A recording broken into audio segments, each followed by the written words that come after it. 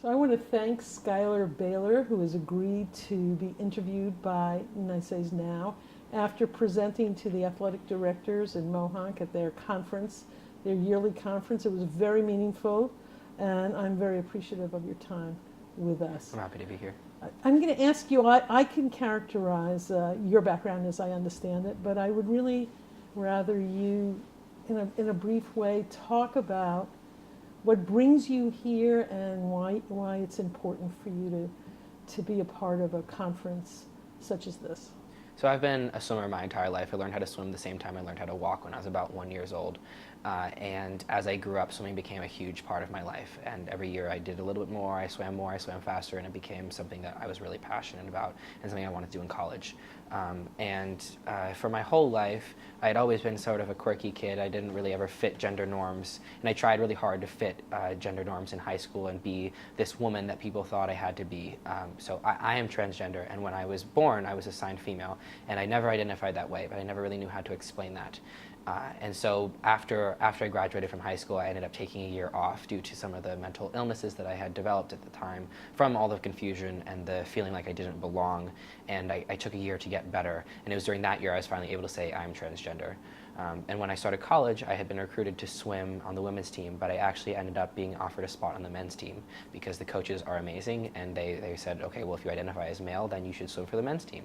So I did, and I have, and I'm now a sophomore at Harvard University, swimming for the men's team as the first transgender Division I athlete on a men's sport in the NCAA.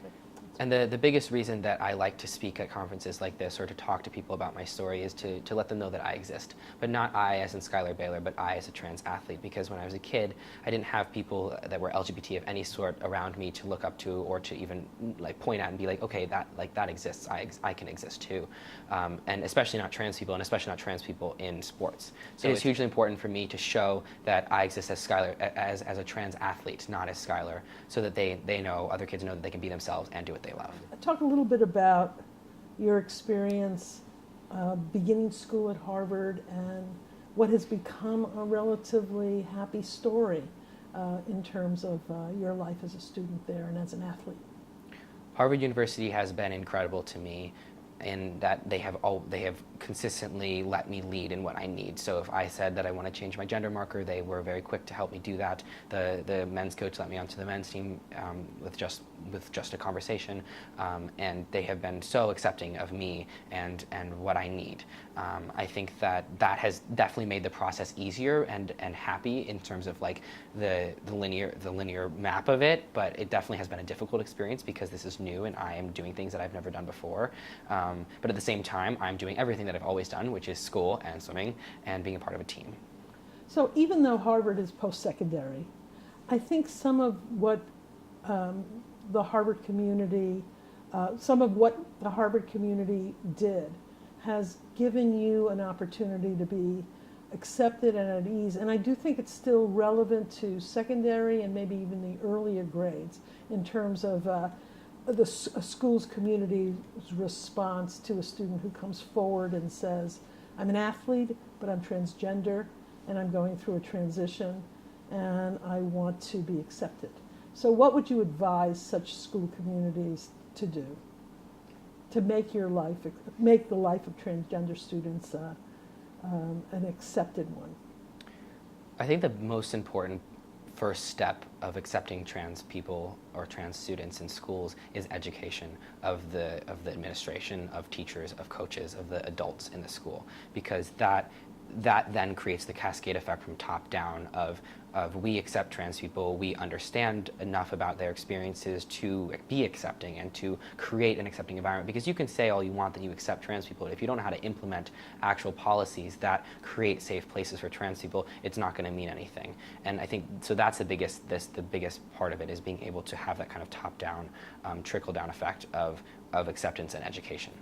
So in other words, if there's an environment of openness and an attempt to really understand transgender students without necessarily having a transgender student, at least to the knowledge of the administration, that is what you think is the first step, a kind of broad education as to what it means, or a better understanding of why students or why individuals come forward and say, I am this person as opposed to what was assumed. So that's the first step.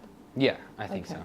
So talk a little bit about, you mentioned something about how your coach prepared others in the team before you actually competed. Talk a little bit about that and maybe generalize as to how other coaches and maybe teachers can provide the same kind of support that you experienced. So before I started on the men's team, the men's coach asked his entire team, do we want to be the kind of team that brings this trans kid onto our swim team? Do we want to be that kind of accepting? Do we want to be that kind of team? And the whole team said yes, and he said, if anybody has any concerns they don't want to voice now, please come into my office later. And nobody did. And that has been consistent since I've walked onto the team and since I've been there for 2 years. Yeah. I think that is a huge, again, from top down sort of effect in that he showed the acceptance of we can do this, and then giving them the autonomy or the agency to say yes or no was huge. But I think he led with the example of we can be this kind of team to be this kind of accepting. And he has always made it so that if anybody has concerns about my position on the team or my existence on the team, that they should talk to him. And he's allowed me to also have a part of that conversation in that he says, like, I've sent emails to the team and said, okay, this is what I'm doing. I'm taking testosterone. I'm going through this. I'm doing this speech. And if you have questions, ask me. And he's backed me up on all of that. Mm-hmm. And that support has trickled down in having the team also respect me. Mm-hmm. I think that in general, that's something that coaches and that administrators and teachers can do, because I don't think it's especially before college, it's never the kid's responsibility to educate everybody. A kid just wants to be a kid. A kid just wants to live. And for me, for example, if I was just an eighth grader and I'm transgender and I just want to be a boy. I just want to be an 8th grade middle school boy. I don't want to have to explain to everybody who I am. I don't want to have to justify my existence. I don't want to have to prove who I am. I just want to do school and be treated like other boys, right? And I think that kids need to be awarded that. They need to be awarded the ability to just be a kid, and it is the teacher's responsibility and the administrator's responsibility to create that kind of safe environment for learning, because ultimately that's what we are here to do for kids, is as teachers, students, administrators, coaches, is to create a safe and a safe environment that is conducive to learning. Yeah, so you talked a little bit about the power of language. You also talked a little bit about, with our larger group, about your feelings about the proper responses, certainly among the adults, to students who are less sensitive, who may say things that are cruel, whose sense of humor is biting and hurtful. Could you share that with our audience here? I think language is hugely important, and I think that that it often goes unchecked, especially in schools. And I'm not talking about curse words, because I think kids are bound to use curse words that are generalized. I'm talking about words like the F word that doesn't end in UCK. I'm talking about racial slurs or homophobic slurs or transphobic slurs that are really targeting people's identities. And I think those are words that should not be used. And I think that teachers and teachers and coaches and administrators are people that can actually change that, because it really just takes one person to say something and to make a change to start that. And I know that has been something that has been a position that I've assumed on my previous teams or social spaces, in that if people say things that I don't agree with or that I think are hurtful to people, I will say something. And sometimes to the detriment of my social liking, and people don't like me always for saying things like, don't say that, but I do that, and the more I do that, the more other people recognize that it's not okay or that can be hurtful, and it kind of trickles out that way. And I think, like in my situation, I was the student or I was the swimmer, and I shouldn't have been the one who had to say that, but I didn't have coaches in all situations or teachers or administrators who did say things like that, so I did it. But I think that, for schools who are learning about this, for coaches, administrators, teachers, they should be the ones to take that step. And to make sure that all students are protected and have a safe environment for learning. So I'm going to ask you a little bit about the role of parents. When our faculty or athletic directors or administrators work in the environment, an independent school environment, parents play a very important role in any of the counseling situations and any of the advisory situations. And the communication is always among this larger group, the student and families. And I want you to talk a little bit about how you feel about the importance of family and the family advocacy. I think that families are the most important. Families are the biggest core of a child's life, and I think parents have the ability to set a sort of sense of belonging or not in a kid. And for a trans kid, I think there's a lot of places in the world that a trans kid feels like they don't belong.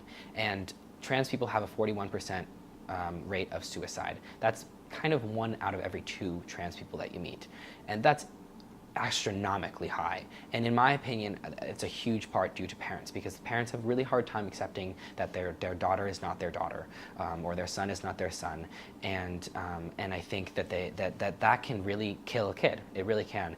And so I think that the biggest thing that parents can do is love their kid no matter what, and they don't have to understand it. I know my parents have been incredibly accepting, but they do not always understand me, and that is okay. And that's been an understanding that we have, is that we don't necessarily always understand ourselves, right. And that's okay, because the base behind that is that I have never ever felt like a lack of love from them. And I think that is a parent's role, is to never not love their kid. Like, when you have a kid, you are signing up to love the kid for the rest of its life, and I think that all parents need to do that. Stepping aside from that, there are parents that just will not do that. There are parents that do not accept their kids. And so then, as a school and as administrators and coaches and teachers, it is incredibly important to create a sense of belonging for the kid if they can't find it at home. And there's oftentimes, I think, there are places where you can't actually make the parents do what is best for the kid, but the school can still do what is best for the kid. And I think that's an argument that you can use with the parents, is that you are sending your kid here to learn, and if you're going to let your kid learn, then we need the kid to be in a mindset that is conducive to learning, and that is typically a place where they feel happy and safe and accepted and like they belong. Mm-hmm. The other thing I want to ask you about is sort of practical issues. Schools often worry about safe spaces, bathrooms, locker rooms, kids' comfort level, those who don't completely understand transgender students, for transgender students also. Mm-hmm. Do you have any advice to schools about creating comfort for all their students? I think, again, the biggest thing that starts the comfort or the safe space creation is a conversation that has transgender in it. And that literally just means bringing the word transgender and the experience of a transgender person into the vernacular. It is not a taboo topic. It is not something to be stepped lightly around. It is part of the human experience, just as any other experience is. And I think that's important to normalize it. And that takes away the stigma on some level. And then I think that the next thing that's, in my opinion, that is a physical entity, is having gender-neutral bathrooms. Because that is literally a sign that says we have thought about trans people, and we have created a space that is accepting of people who don't fit this binary or who don't feel comfortable in either of these bathrooms. And I think that's hugely important in a statement. And it doesn't have to be it doesn't even have to be a statement that says we accept trans people. The bathroom does that. And I think, I know whenever I see a bathroom that says gender neutral or all genders welcome or something like that, that's very clearly has to do with the fact that they've thought about trans people, I'm like, awesome. And I use the men's bathroom, but just knowing that the institution has thought about it makes me feel that much more safe. How about the locker room? Locker room, so I go into the men's locker room and the men's bathroom and the men's, fill in the blank, and I feel comfortable doing that because that's my identity and that's my comfort level. And I think that for every person, period, has their own autonomy and what is most comfortable for them, and that extends to trans people. Trans people have several different experiences, and they feel comfortable in different bathrooms and locker rooms. But I think, again, having gender neutral changing places or gender neutral bathrooms and locker rooms is really important. And that's something that my coach did with me. Is he said we don't actually have the physical space for a gender neutral changing place, but he told me, Schuyler, if you ever feel uncomfortable in the men's locker room, you can change in my office. We'll just close the door and I'll leave, and you can change there if there's any other problem. In my opinion, actually, kids who are younger, I'd say my favorite age for some reason is 8. They know themselves very well, because at that point they haven't gone through all the middle school social groups of this is what you're supposed to be, and they haven't gone to high school and been beaten down by all the media. They're old enough to have a sense of who they are, but they haven't been washed over by the world. And I think that is a really unique place where they really do know who they are, and I think it's important to let the kid lead in that place. And I wish, for me, that was a time when I really knew myself, and oftentimes I go back as a kind of touchstone of what would I think of myself now if I talked to my 8-year-old self. And I think so my point in that is that kids know who they are, And I think that it's really important to let them lead. And if they say that this is the bathroom that makes them the most comfortable, I think the kid should be allowed to use that bathroom. And it isn't your place as a administrator or a teacher or a coach to say you don't belong there, because you don't know what the kid identifies as. Right. I think that's really important. Okay. Our schools are very often pre-K through 12 or even a PG class. So we're dealing with a span of students over, the very formative years of their lives. And when do you think, at least from your conversations with other transgender people and yourself, these inklings start to become serious ones, that the conversations should become open. Conversations students have with adults should start to become open ones. Around what age did this all sort of happen? And maybe you can't speak for everyone. Maybe you can only speak for yourself. But I think it would be important to hear because of the nature of our schools. So research indicates that all people, have their gender identity, so what they identify as, not their sex, solidifies around the age of 3 to 5 years old. So that's way before school age, basically. And I think that it's really important to recognize that kids can know who they are that young. Do they always? No, but that's also because there's a lot of social constructs that put kids into girl or boy boxes and it gets washed over by that. So I think it's really important to know that kids can know that they are trans when they are 5. And I know several kids who are that young and do know very well who they are, and they have grown up continuing to know who they are. And I also know lots of trans people who are older, between my age and over 30, 50, 60, and I have not, with any exceptions to this rule, met any trans person who has said that they messed it up. And I have not met any parents of a trans kid that hasn't said to me, I wish I had let my kid transition earlier. So I think that's a really important piece of information and piece of evidence that parents, even the most the most scared parents who say, no, you will never transition, have always, once they've seen their kid transition, in my experience, said, I wish I had let my kid do it earlier. That's very interesting. All right. On that note, thank you so much, Schuyler. Thank you for having me. Great to meet you. You too.